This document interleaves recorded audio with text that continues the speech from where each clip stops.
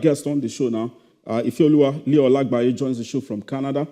She was on the show last Monday. Of course, it was such an insightful discussion.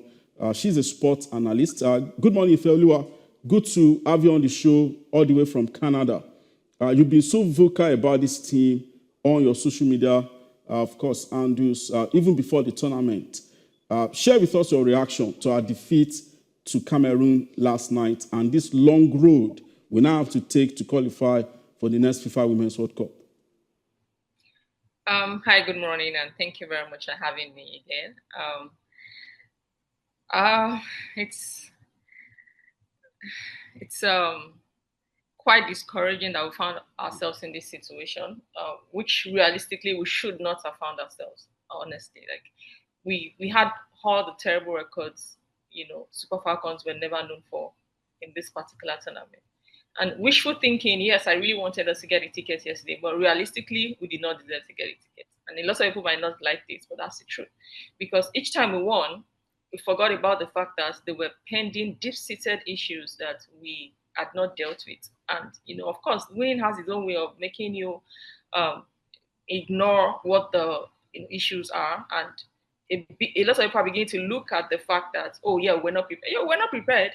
We had windows that the girls were supposed to use to, build synergy, understand themselves better, and just have that team bonding needed to, retain their title. But what kept happening was either they were canceling it, were playing, low-grade friendlies, we were having different players that we know that would not be on this particular team being invited. And even the good players, like I said, would end up being burdened because there were players we took to WAFCON that were never going to kick a ball. So you're asking, starting from the defense, we literally took 4 defenders and 1 legend. We had 2 players that were never going to kick the ball.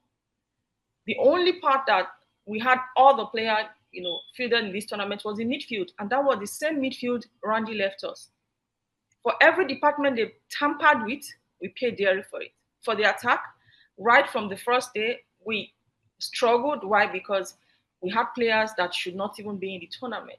You can't have a player not play for 5 months, match rusty, then you're starting a huge tournament like WAFCON. So it was more, or at some point it became, once you impress, you start the next game. So you can actually go back and check that we never built synergy. And I mentioned it, somewhere yesterday, and I'm like, this thought pattern is not for everyone. When you go into a tournament, you're supposed to build gradually. For a team that did not even get good preparation, we realized that the team was changing almost 60 to 70% for every single game. That means once you impress in one game, you start the next game. Once you don't have a good game, even if it's not your fault, you get to sit on the bench. This is not how to get a team to gel together for a team that barely prepared even going to the tournament. So that was why I said wishful thinking. Absolutely, I wanted us to get a ticket, but realistically, we were not supposed to get that ticket.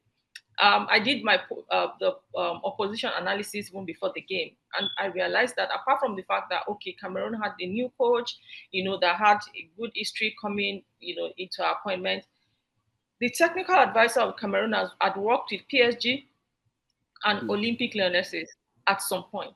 This is what exposure does to you.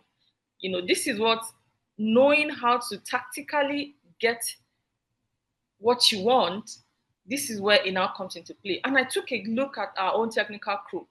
I'm like, honestly, were we expecting to come and just run over Cameroon like this? In football, you do your work at the background before we even see you on the pitch. And that's why if you look at the fact that most coaches don't yell at players, unlike what we do to our players, that's enough reason to even confuse them. So you do your assignment and you watch the players do it. Then you have 45 minutes for you to go back into the dressing room, address whatever needs to be addressed, and you come back. So I still ask, what were we doing in those 3 days? We could have studied our position. They used the same method that they took all through the group games. That's for Cameroon, and used it well against us yesterday. I was asking questions. There's some players that should have started the game, because I always do my formation, pre-match formation, and expected players. Cameroon is a bit rough. That's the style of play. So you need players that are very creative to frustrate them and get those set pieces from them. We needed players that could be that creative outlet to ensure that, we keep stressing their defense and keep trying to run behind them so that we can be productive.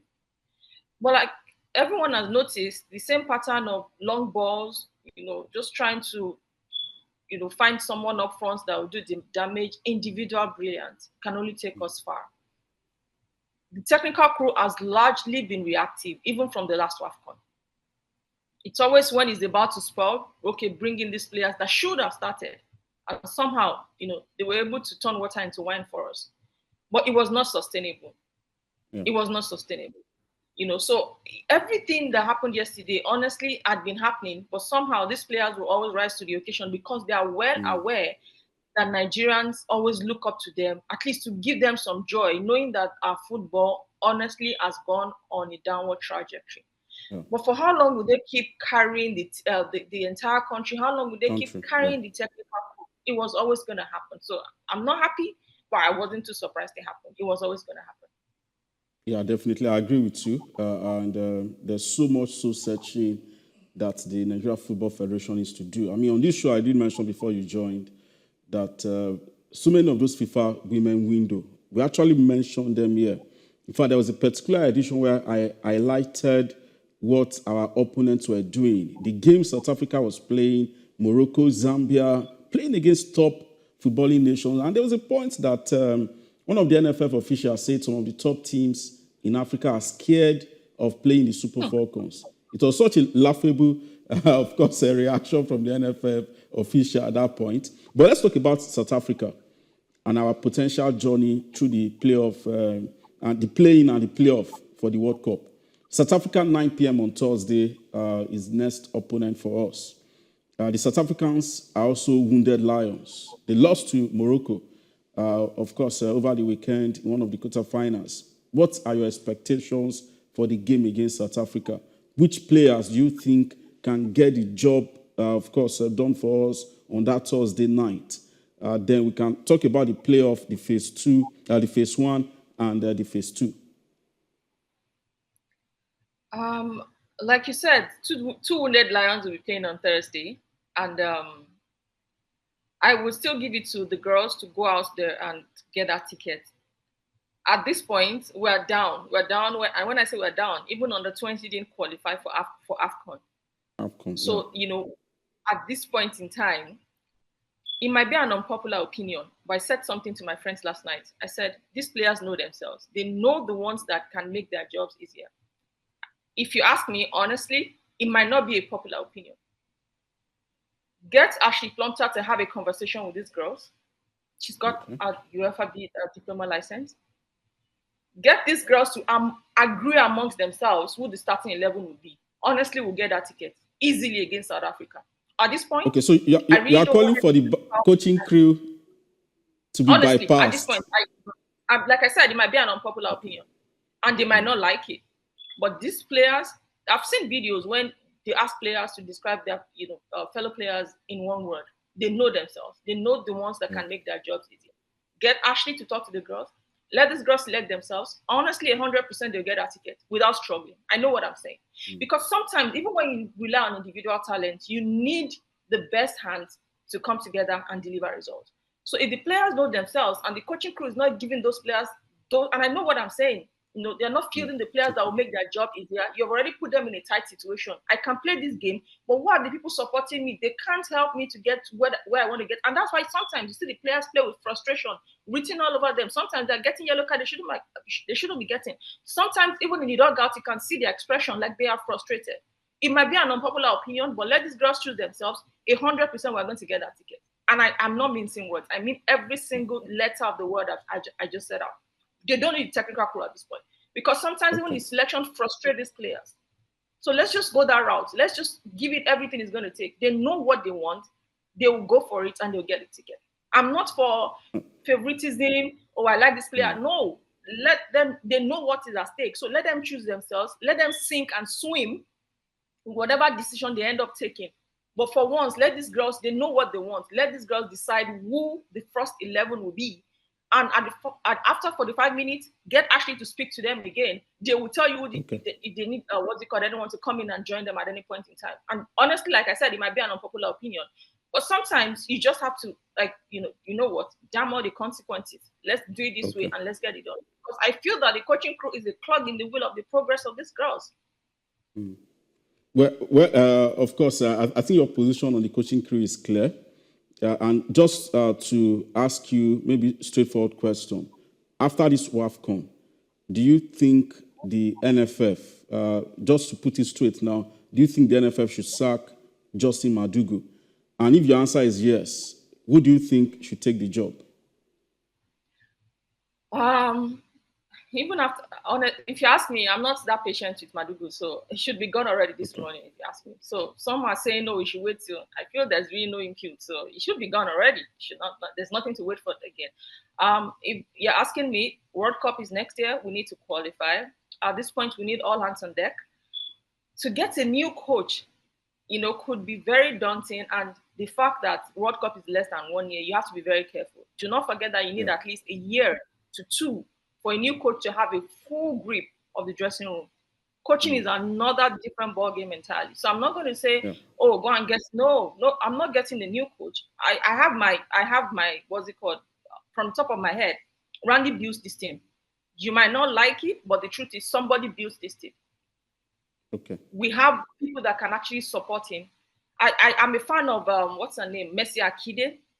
Okay. So if they really want to be fair, Messi might not be able to have that grip, but because she's an ex-player and of course she's been studying these girls, I would say get Messi, but get Randy to give her that technical support, because she would need to, time to really get into the team and understand them. But because somebody builds this team, if we're being honest, I would say get Randy on board immediately. Let him continue from where it stopped. We need the playoffs. We need to even qualify for that playoffs first, because it would be a disaster if we miss this World Cup. We have that golden generation. A lot of them, they won't be able to compete in that World Cup. So that's my recommendation. Randy build this team, get him on board, give Messi Akide a proper contract, because right now female football is going the route of female coaches. The Cameroonian that beat us yesterday was a woman, if you understand what I'm saying. So I would rather say Akide will take time, but bring her on board. She's an ex-player, and she's doing fantastically well in the US as a coach also. But this team has the handwriting of Randy Waldrum. I would say get him on board. Definitely. Let's even get over this phase. Let's get the World Cup ticket. Then after the World Cup, you cannot be like, okay, let's assess. Okay, let Messi be the one to take full charge. If she needs support, you can still give her the support and all that. Then we can take it from there. But right now, if you ask me, everyone on that coach from head to toe should just go. Okay. I don't like it, but that's the truth. Okay. Finally on the WAFCON, Malawi, of course, came from behind to beat Ghana yesterday 2-1. So such an entertaining game. I mean, I saw the under-20 against the Falcons. We had it tough against them, talking about the Malawians. And I follow their FA on social media, and they are such an organized football federation. So Malawi, of course, up against the Algerians, Morocco against Cameroon in the other semi-finals. Now, your pick out of these 4 to win the title, there will be a new winner of an AFCON for the first time. South Africa, Nigeria, Equatorial Guinea, of course, can't win 2026 WAFCON again. Which of these 4 countries, Morocco, Cameroon, the Malawians, and of course the Algerians, who do you think will take it home on 16th of August? I've watched everyone's game. I would take Cameroon and Malawi into finals, and I'll say Malawi should. That is interesting. So you are saying that the 2 North Africans will lose their semi-final game. Host Morocco, who have made the last 2 finals, by the way, losing to South Africa and Nigeria, will lose to the Cameroonians, while the Algerians will lose to the Malawian team. That's what I'm saying. I feel Malawi will go all the way. I saw the game yesterday, and I feel they will go all the way. Not because they have a strong defense or a good goalkeeper per se, but they found a way to make up. Don't say these ladies were well prepared ahead of this tournament, and I'm sure you know agree. That. So they have what it takes. I'll give it to Malawi, honestly. As debutant, let them make history all the way. Let them make history. And I hope the NFF entire board, honestly, and I must say this before leaving, the entire board, if they are not going to, resign, then I think we should ask FIFA to actually like ban us and let us stay at home for like 5 years and get our house together. Because we've not lost anything. We've not even gained anything anyway from their being in charge. So we will not lose anything if we stay another 5 years without football. Nothing will happen, honestly. There's nothing. They've not developed the football anyway. Under 20, going nowhere. Men's World Cup, we did not go. Women's World Cup, there's no guarantee. Under 17. So what exactly are we still waiting for? Yeah, well, having a 5-year ban, I think that might be too stressed. I don't mind. There's an AFCON next year. No, I don't care at this point. No, let's stop doing this. And that's what they've been using to hold Nigeria spellbound. That's what they do to hold us and say, oh, FIFA ban. At this point, if we do not, we'll still be saying the same thing after the next WAFCON and the next AFCON and the next World Cup, and that's the same story. Nothing is going to change. Guess what? Yeah. Nobody's saying anything because those that supported them are just waiting for this to die down, and they'll continue and say, oh, Buso must come back. Nobody is coming back. Buso Sanusi, everybody from top to bottom should just go home. Okay, thank you so much. Of course, we'll have more discussion about the future of Nigerian football before the NFF election. Thanks so much, Ifeolu Ali Olagbaye. I know you have to, of course, inconvenience yourself all the way from Canada to be part of the show this morning. Thank you so much. Your expert analysis is always appreciated on ADBN Sports. Thank you very much for having me again. Have a great day. Yeah, thank you. You too. That was Ifeolu Ali Olagbaye, sports analyst, passionate women football follower. Of course, she has picked Malawi to win the 2026 WAFCON. I saw their game against Ghana yesterday. I've watched a couple of their games at this WAFCON, and that Malawian team is really well organized. And for those who thought their 3-2 victory over Nigeria in that first game was a fluke, I think you should take a look again at this Malawian team.